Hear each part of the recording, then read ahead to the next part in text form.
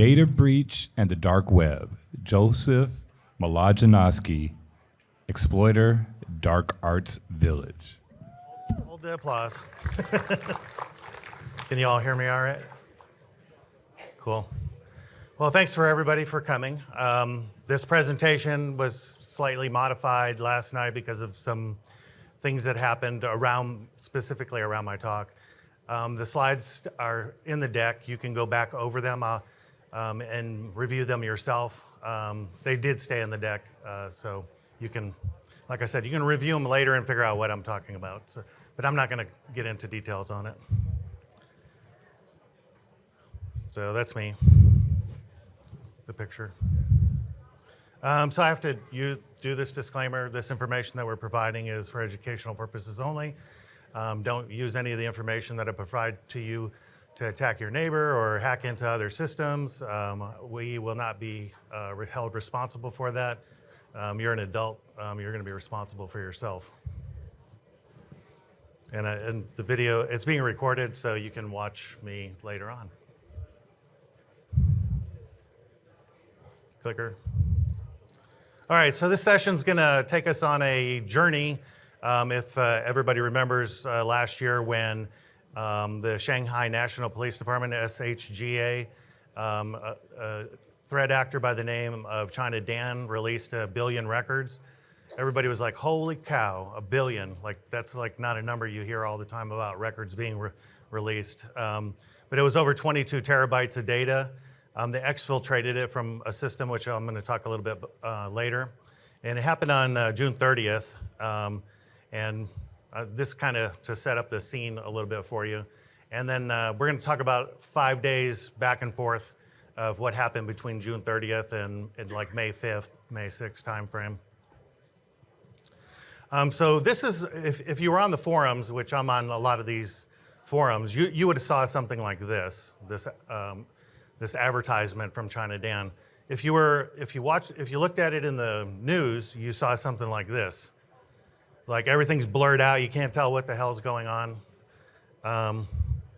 Anyway, going back to this, so on June 30th, this was like at 8:55 in the morning, a new threat actor had appeared, China Dan. Some research I've done, I hadn't seen him on any other platform.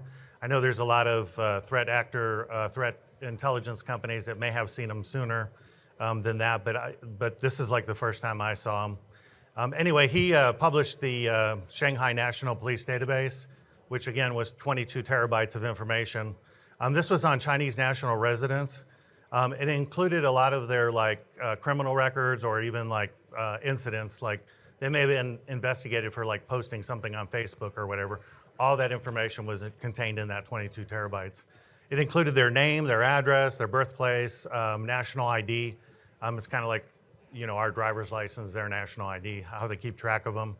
Mobile numbers and the crime data, which I talked about, on every person that was in that area. So he was selling that for 10 Bitcoin, which was around 200K at the time. Later, so China Dan released 250,000 records initially to prove that it was real data. A lot of people in the forums were like, well, we can't, you're saying it's 1 billion records, we can't really tell from this small sample. So a lot of pressure was put on him. He ended up releasing 750K records, which then a lot of people in the press went and started calling the numbers of these people. So I think it was the New York Times. I don't have it in my notes, but they were able to reach 5 people to verify that it was real.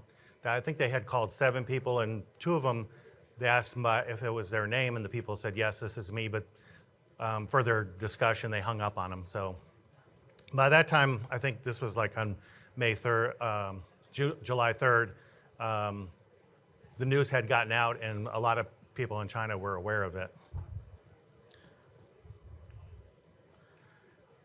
So again, I'm putting this picture up there because I wish the press would do a better job when they release this stuff. This is horrible to do research off of. So, and there's a lot of researchers, and despite all of the information about everybody sharing stuff with other researchers, it's not 100% true. I've talked to, I've been doing this for 20 something years. I know I don't look that old, but I've been doing it for a long time, and I am in contact with a lot of researchers, and we do share information, but there's some that get access to some of this stuff earlier than we do, or we may not even be aware of a private forum that popped up, and that information gets released, and we're not able to do a lot of research from it. So if you're in the press, I would just say, like, try to help us a little bit. Or if you're a threat researcher, try to share a little bit more widely.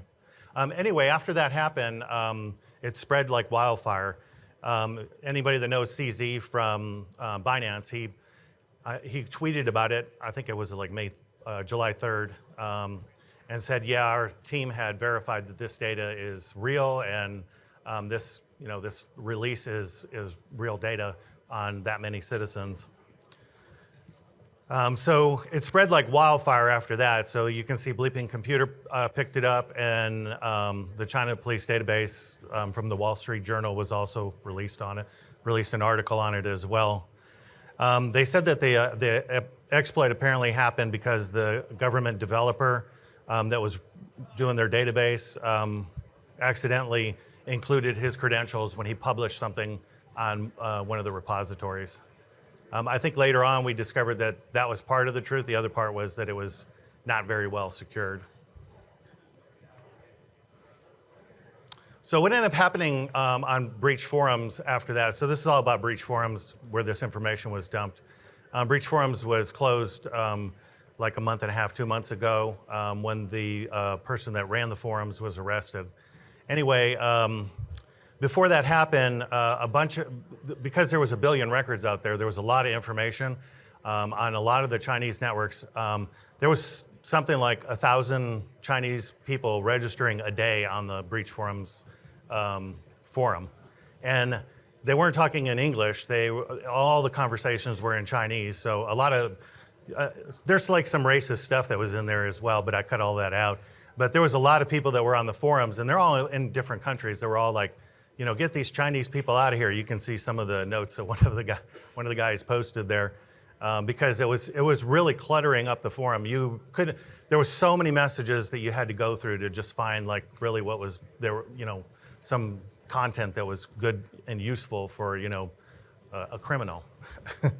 So what ended up happening was the second in command, Baphomet, he or she, I don't know, they removed the Shanghai database and then sent a note out as to why they did it, why they removed it, and also sent a letter. It was in Chinese on the top. You can see on the top it's Chinese, on the bottom it's in English for the rest of the people on the forum, because so many people were putting so much pressure on the admins to tell them, hey, you need to do something about all of these Chinese nationals that are putting all of these Chinese characters on the forum, and none of us can read it. So that person, Baphomet, then released this and asked people to, adhere to the forum. And if they didn't, they were actually starting to remove them. So there was, and there was like thousands of messages from all of the regular members of the forum complaining about all of the number of people that were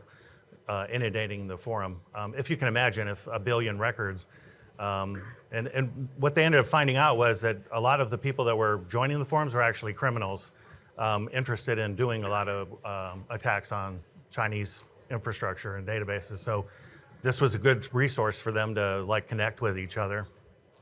They were using WeChat. They were using other communication platforms that were in China to spread this information, to let people know that this information had gotten out. So not only just like threat actors and hackers were joining the forums, like regular everyday people were joining. And some of the questions, like if you copied the text and pasted it into translate.google.com, it was just like general questions. How do I get rid of my data off this forum? So, really weird stuff that you don't expect to see on a hacker forum. So anyway, this addressed it. They started removing accounts and removing people that were doing that. The breach system that they talked about was the first one. 2 other systems were identified in the system that had weaknesses as well. The first one was the one where China Dan says he got the information. And then and as you can see by the dump on the right there, that there's a little bit of XML data there. These systems are still up. You can still reach them. They're not vulnerable anymore. I haven't scanned them, so I don't know if they're vulnerable or not, but I'm assuming that they wouldn't be. So after China Dan released that and all these Chinese nationals started joining the forum, another person, Xian Wang, joined the forum and released a bunch more data on Chinese nationals. This time it happened to be from the Henan National Police, HNGA database. And then the same thing happened. The press got a hold of it. They verified a couple of the accounts to find out that it was really a true release of data. The difference was in this data, Xian Wang was selling it for 20K versus what China Dan had for 200K.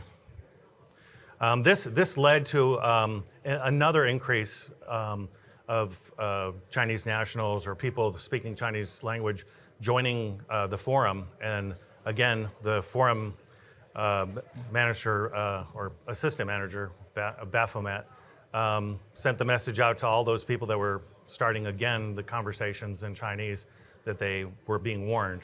Otherwise, they're going to be kicked out. And some of that was short-lived. It was very weird. Like if you were on that forum in the morning and went by the afternoon, most of that stuff had been removed. So the conversations, they were doing a good job of cleaning it up. But anyway, I do want to mention that Alibaba does have a bug. So that host that was breached was, and the data was taken from was an Alibaba host. They do have a bug bounty program. It's hosted by HackerOne. So if you want to get involved in pen testing or doing bug bounties for Alibaba, you can join their program. It's very strict. The outline in it is very strict. Their disclosure policy is pretty strict as well. You can't talk about, even if you find a vulnerability, you can't talk about it even after you get paid. And they have a wide range of business services that they offer on Alibaba. There's like 5 or 6 platforms that are just tied to that domain. I think I have one of the domains listed somewhere in here that it was taken from. You can check back on the slide deck, but their main domain for web hosting is the one that was compromised. So the gist of kind of what I'm trying to get at is the cost of when a breach happens, how much is data worth at the beginning, and then how much time passes before the data is not worth very much. So as you can see, by July 6th, there were people on breach forums selling the same data for 100,000. So less than, a couple days, and basically it was available.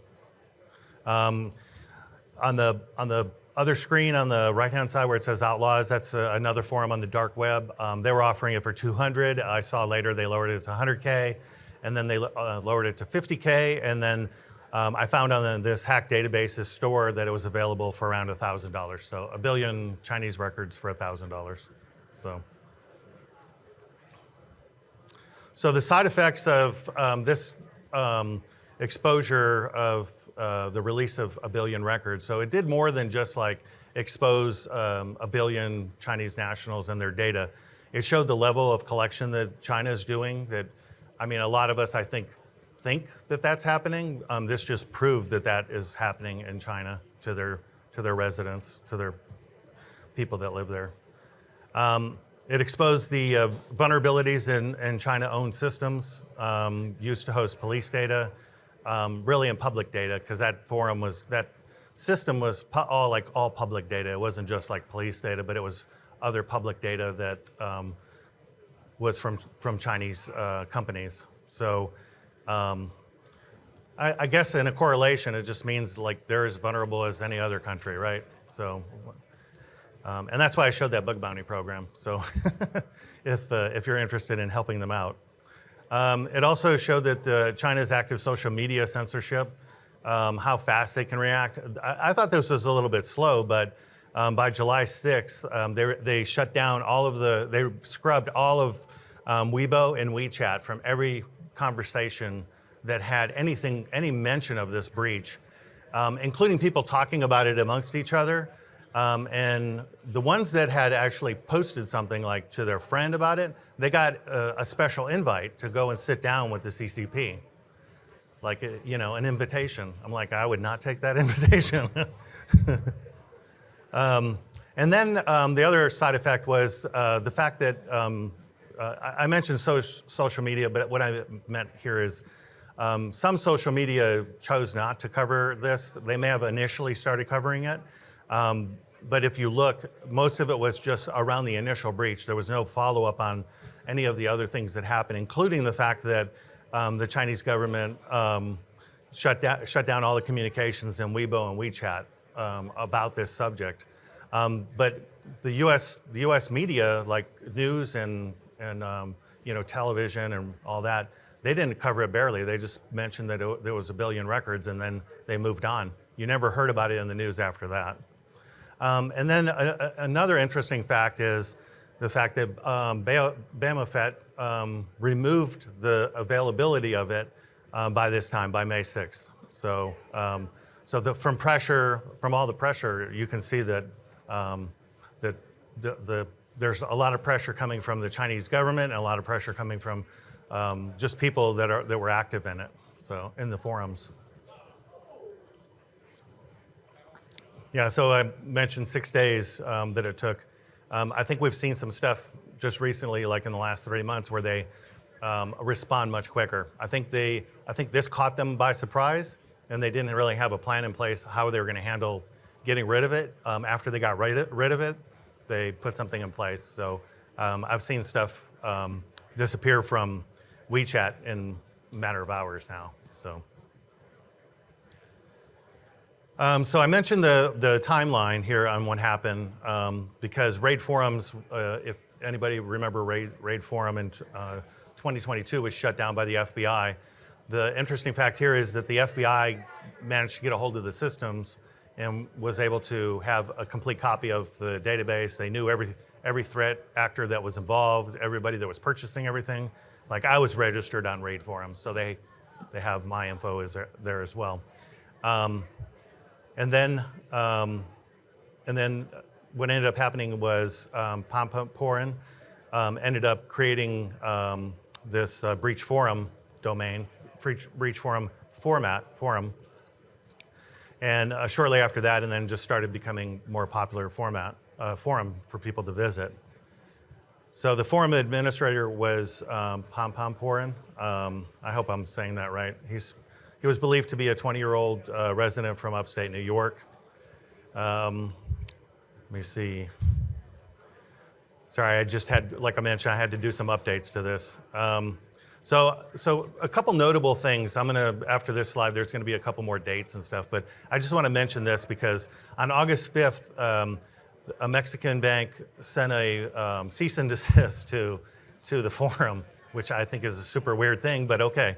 And they said, the information that you're putting out there on your underground criminal forum is hurting our business, our banking industry business. Yeah. So they're like, oh, okay. So the forum admin, Pampa-Porin, decided, well, on August 8th, I'll go ahead and just buy the data. So he actually ended up getting the data from somebody else, and then actually dumped the data on the web because. He had this CDN backend system where you could buy data for like 25 cents per 1,000 records. Anyway, he ended up dumping it all there. So he basically, threw his thumb up at the Mexican bank. But this is like cause and effect, this is like asking for your information to be put out there. So while they had a bunch of dummy records that was originally listed on the website, on the forum for sale, the information was, most of it was bad. Like I think it was around 20,000 records associated with this bank. I don't know if a threat intelligence company or something told them that there was some of their information out there, but they never bothered to buy it and check on its validity. They just sent this cease and desist letter to the forum admin, and basically set themselves up to be exposed the way they were. So I don't know of a better way of putting it, but don't do stuff like that. So this is kind of the timetable that I was talking about. On June 30th, China Dan releases the Shanghai Police Database. On March 6th, a threat actor by the name of Intel Broker released 170,000 insurance records. March 9th, Denver, this is probably what led to Pampaporin's arrest, was the March 9th release of 60,000 records of Congress, personal health data records on members of Congress and their family. And then on March 9th, March 15th, the forum owner was arrested. And March 19th, Baphomet, who was, again, the second in command, I think it was on the 18th, he logged into the forum and saw that somebody else had logged in with the same privileges that he had, and determined that that happened to be the FBI pulling the information out of the system. It's apparent that Pampaporin gave the FBI access so that they could get in. At that point, Baphomet sent a message out to everybody that was on the forum that the forum wasn't safe and that he was closing it down. Originally, he had planned to take the forum to another platform and make it a little bit more secure. There was some talks about going to the I2P network or to another private network. But anyway, he ended up canceling that because he said all of the data pretty much was no good. So I'm not covering those two. So Baphomet, the one that I just mentioned that was the assistant on the forum, just yesterday said that he was working on a whole new plan to bring up a new forum. So I guess we need to watch and see what happens with him and his idea for a forum. So finding breach data like this, the one that I talked about, is difficult because it was a slightly disappointing that breach forums got shut down because it was a good place to go to get intel on the threat actors, their mode of operation, who they were connected with, who they're chatting with, who they're selling stuff to, and then of course the companies that were being breached. It was good information, but as we saw with RAID forums, something else is going to pop up and provide us that intel as well. So never fear. Dread forums, if you haven't been on Dread before, it's kind of like Reddit. If you're looking for information on your company particularly, you can start out on the surface web, like looking at Reddit and some of the other public forums and search engines. And then you can go to sites like Dread, and Amaya is a good search engine, amaya.fi. You can actually search that right off of the surface web. You don't have to get you don't have to get the Onion router and go on the dark web to do that search. You can just do it from amaya.fi.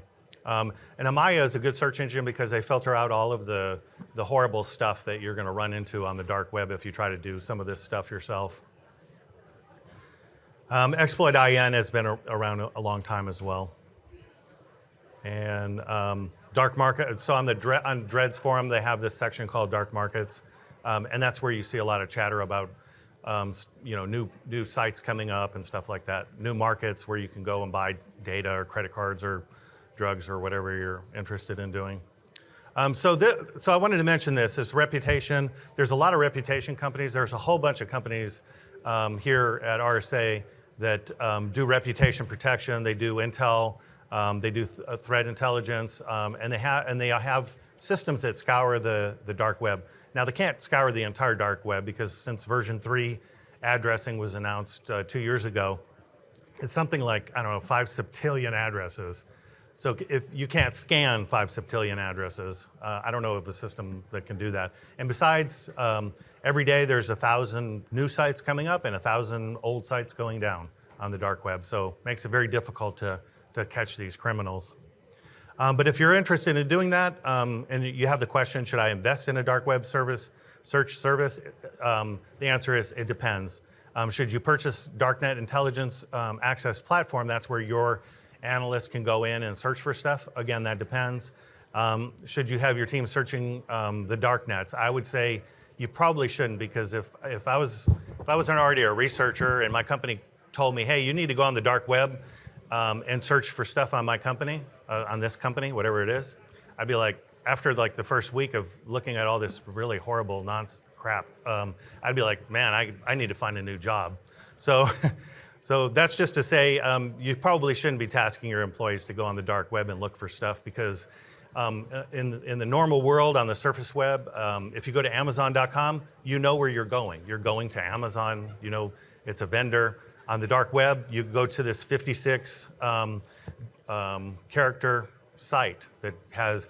Some of the sites do what's called a vanity URL, and that's usually like the first 6 or 7 digits of it. But most of the rest of it is just like random stuff. So you can't really tell what you're going to, and you never know what's going to pop up on your screen. And you don't want to do it at home because if you have children around, it's like some horrible stuff, like I mentioned. But there are a couple different dark nets. When we talk about dark nets, that includes like Tor, which is the dark web. I2P is the second like famous or most used network out there, followed by ZeroNet, which I never understood because ZeroNet reminds me of like the old AOL, like you're kind of like confined in this thing. I2P is very similar. Once you configure the browser, you kind of have to use their services to move around.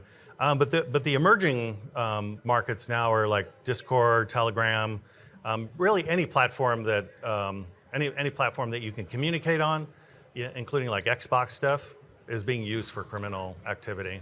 If there's they have goods, they want to sell them, they have to get them to be able to sell them, they have to have purchasers. To get purchasers, they have to advertise. So they do it on everywhere across the board. This picture of this iceberg, I teach a class in O'Reilly, and my picture of the iceberg thing on the top is really the sandy beaches. I actually show it as an island.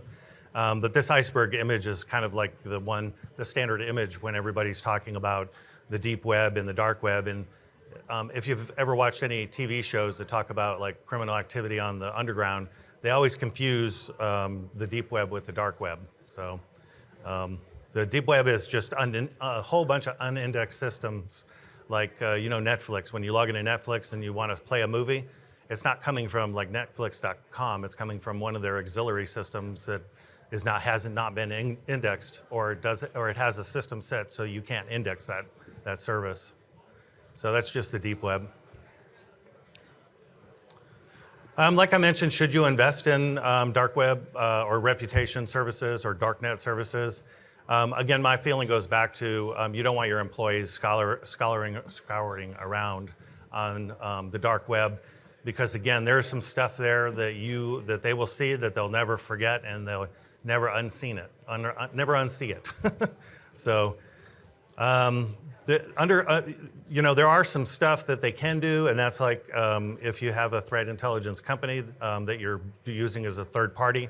You can use that to search about your company, because the difference between using that platform and actually going out and doing that search on breach forums or whatever the new one's going to be, the difference is that they've already scraped all that. It's in their database, and when you do a search on it, you're not alerting the criminals that you're looking to see if you've been breached.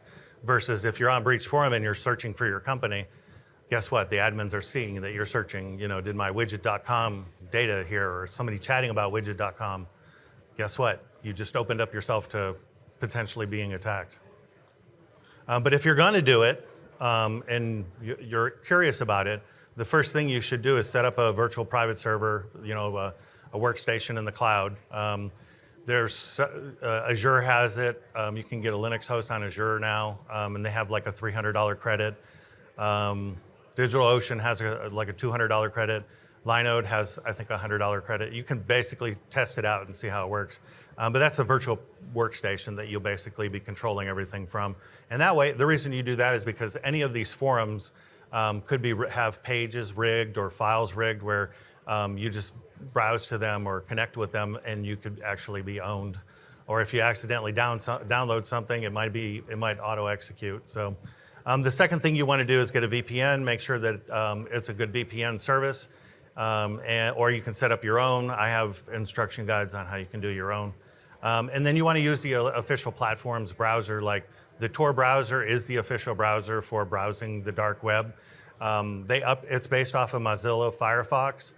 there's a slight delay in like if something major is patched on Firefox versus it being patched on the Tor browser. Typically, it's a couple days or a day or two, but you have to be cognizant of that as well because again, if your browser's out of date even on Tor, you could end up getting owned. And then keep your machine patched and up to date. The other thing I want to mention is if you're going to be using this system just for doing searching on the dark web, don't install a whole bunch of crap on there. Every single thing that you install on there becomes a vector that an attacker can use to exploit it. And then create a sock puppet. If you don't know what a sock puppet is, basically it's an alias or a persona. And the reason I mention that is because if you're on the forums and you're using like your original Gmail address that is tied back to your real person, and they figure out that you're maybe doing research or you're somehow involved in law enforcement, they're going to spend extra time. These attackers are going to spend extra time paying attention to you and potentially trying to get back at you. Just ask Brian Krebs. So he's been doing research on these threat actors for a long time. He's been swatted a whole bunch of times and had some gross stuff sent to him, all because he's in the public. But the same thing can happen to you if they figure out who you are. So you want to create a sock puppet or an alias or persona and use that to register. And you don't want to, the mistake that a lot of researchers make is they use the same email address, same user ID, and all that across the forums. And really what you're supposed to do is create one for each forum and have them not associated in any way. Like don't use like Bob12345 on this forum and then Bob123456 on another forum. Like it's like to any admin, and some of these admins cross across multiple of these criminal marketplaces. They may run 3 or 4 of them. They may be assistants on 3 or 4 of them. But if they're able to like start correlating that you're on a couple different platforms and using, slightly modified IDs, again, that's a red flag to them. So again, the way that I talk about connecting safely is a virtual machine or a VPS, a virtual private server, launching your VPN and then launching your Tor browser to be able to browse. This image shows that you're basically going to connect through 3 hosts before you end up connecting to the Tor network. The interesting fact is you can use the Tor network to browse any public website as well. You'll still go through the 3 hops and go to the public website. The difference is they just won't be able to tell you who you are. When they talk about like private services on Tor network, they're talking about servers that are actually on the Tor network servicing up the content. And while there is a lot of illegal material and content there, there's also a lot of good stuff too. Like universities will have a lot of published scientific papers. NASA has a presence out there as well with a bunch of images. CIA has their webpage out there, New York Times. So you can find a lot of good stuff on the dark web, but most of that stuff that has surface web things as well. There's countries that it makes sense to be on the dark web because you can't get out of the country on regular internet, and you can use Tor to bypass a lot of those security mechanisms. And that way you're able to like publish papers and chat with other people. So there is a lot of breach data on the dark web, and you can spend, like I mentioned, you can spend a lot of time hunting and searching for it. The image that's over on the right-hand side is actually from capture from Telegram. So they're, as you can see, again, it's all cross-platform and everywhere. So I'm at the Dark Arts Village that's like right on the other side of here. If you guys have any questions or comments or want to chat with me about anything, I'm not going to do any questions from here, but if you want to chat with me, I'll be over there and happy to chat with you. I will mention that I do teach, like I mentioned before, I do teach some courses for O'Reilly. I have a website called darkweb.sh that has a ton of information that's available for everybody on like forums that are coming up and down, who the latest threat actor is, and finding that information as well. So that's it. Thanks, everybody.